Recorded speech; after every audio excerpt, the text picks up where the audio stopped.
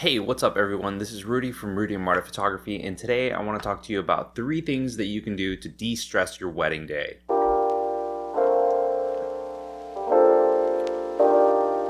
So if this is your first time here on this channel, Marta and I, we're all about education and trying to get things as smooth as possible for your wedding day. So we offer tips, advice, and things to just make your wedding planning process a lot easier. So if you want to find out the next time that we post a quick video, hit subscribe and make sure that you hit the little bell so you get all the notifications, and give us a thumbs up. That way you can go ahead and help support us. But without further ado, let's go ahead and get into it.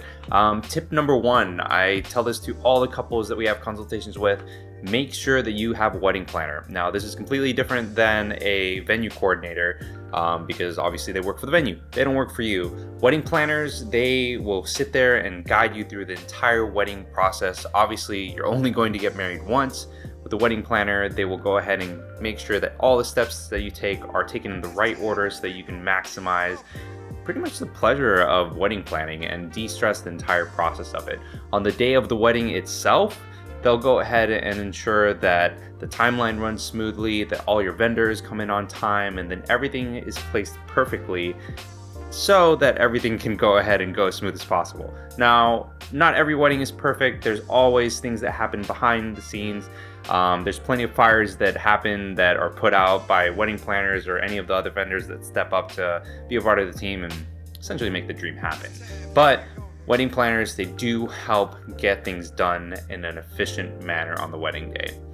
Tip number 2, I feel like this is kind of a given, but be realistic with your budget. I've seen plenty of couples kind of stressed and go through this whole wedding planning process, and then they have this budget idea that they have in their mind, and then they go to Pinterest and they fall in love with all the images and all the stuff that's out there.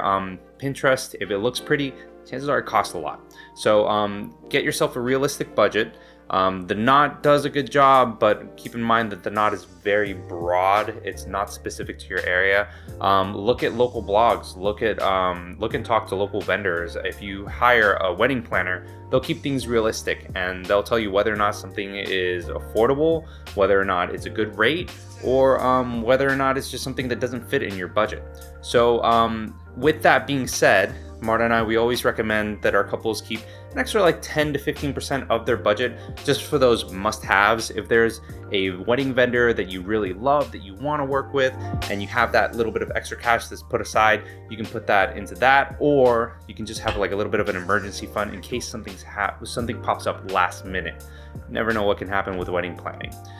Tip number 3, I feel like this is kind of given as well, but just have fun. So much of wedding planning can be stressful.